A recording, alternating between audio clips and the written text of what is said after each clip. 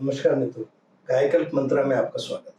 मैं आपका स्वास्थ्य मित्र डॉक्टर शोभित सिंह। गर्भवती महिलाओं के स्वास्थ्य एवं गर्भ में पल रहे शिशु के स्वास्थ्य को लेकर जो वीडियोस हम बना रहे हैं, आज हम उसी श्रृंखला में बात करेंगे आवश्यक विटामिन्स, उनके स्रोत और उनकी कमी से होने वाले रोगों के बारे में। पहला विटामिन जिसके बारे में हम बात करेंगे वो है विटामिन ए। विटामिन ए, इसको रेटिनॉल भी कहते हैं, और इसकी जो रिक्वायर्ड मात्रा गर्भवती महिलाओं के लिए है वो है 1.5 मिलीग्राम प्रतिदिन। विटामिन ए नेत्र संबंधी विकारों से बचाव के लिए बहुत आवश्यक होता है। अगर गर्भवती महिला विटामिन ए का सेवन नहीं करती तो आपको ये जानकर आश्चर्य होगा कि इतने सारे रोग या इतनी सारी बीमारियां, इतनी सारी परेशानियां गर्भस्थ शिशु को हो सकती हैं जिसका कि अनुमान भी लगाना संभव नहीं।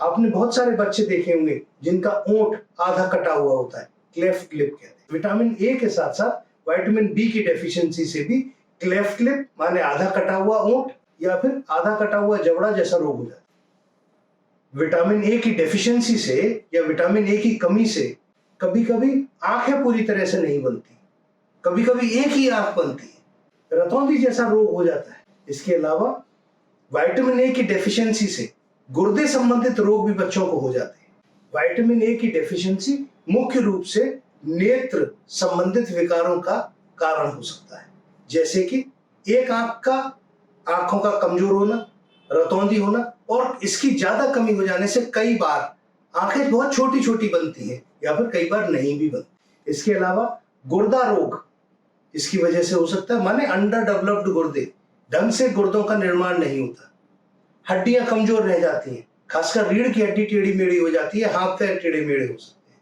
ऊबड़ खाबड़ दांत निकलना, ये भी विटामिन ए की डेफिशिएंसी से हो सकता है।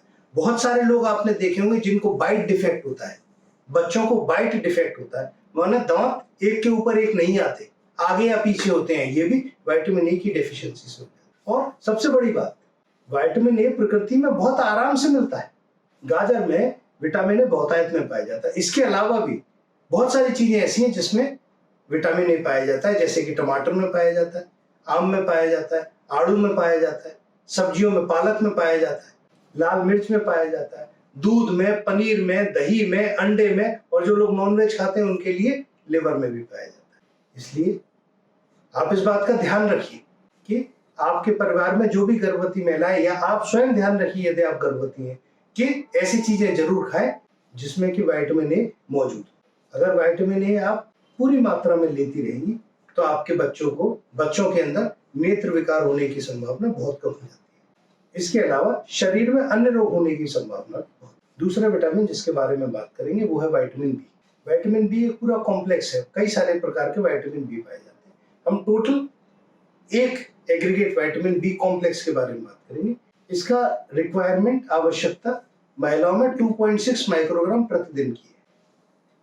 विटामिन B12 साधारण तौर पर बहुत सारी खाने की चीजों में पाया जाता है, परंतु विटामिन बी सही मात्रा में नहीं लिया जाएगा तो बहुत सारी समस्याएं गर्भवती मां और गर्भस्थ शिशु दोनों को झेलनी पड़ेगी। जैसे कि पहली समस्या जो विटामिन बी की डेफिशिएंसी से है वो है IUGR, intra uterine growth retardation, माने बच्चे का गर्भ में विकास का अवरोध हो जाता है। इसके अलावा विटामिन बी की डेफिशिएंसी से बच्चे के अंदर हृदय रोग होना, मस्तिष्क और रीढ़ की हड्डी का पूरी तरह से न बनना, पैदा होते वक्त बच्चे का वजन कम होना, बच्चे में मानसिक विकार एवं रीढ़ की हड्डी व नसों का विकार हो जाना, मां के अंदर एनीमिया जैसी बीमारी हो जाना, शरीर में थकान बने रहना, डिप्रेशन, अवसाद की समस्या से ग्रसित हो जाना, इस तरह की कई सारी बीमारियां विटामिन बी कॉम्प्लेक्स की डेफिशिएंसी से हो जाती। इसके स्रोत क्या है या मिलता किन चीजों में?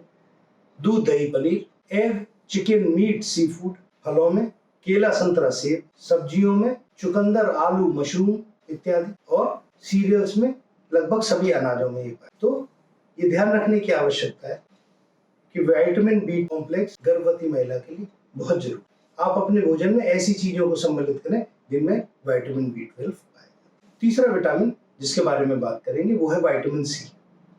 इसका रिक्वायरमेंट पहले ट्राइमेस्टर में 80 से 100 मिलीग्राम पर डे का और सेकेंड और थर्ड ट्राइमेस्टर में 100 से 120 मिलीग्राम प्रतिदिन का होता है। विटामिन सी की कमी से बच्चे की रोग प्रतिरोधक क्षमता कम हो जाती है, बच्चे का मानसिक विकास कम हो जाता है, बच्चे की बढ़वार रुक जाती है और इसके साथ साथ स्किन व स्किन से संबंधित रोग हो सकते हैं।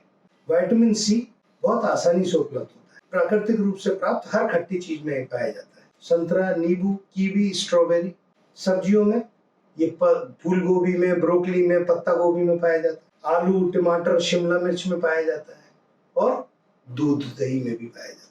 विटामिन सी को अपने भोजन में हर गर्भवती महिला को सम्मिलित करना चाहिए। जो चौथा बहुत इंपॉर्टेंट विटामिन है जो कि गर्भवती महिला के लिए अत्यंत आवश्यक है वो है विटामिन डी।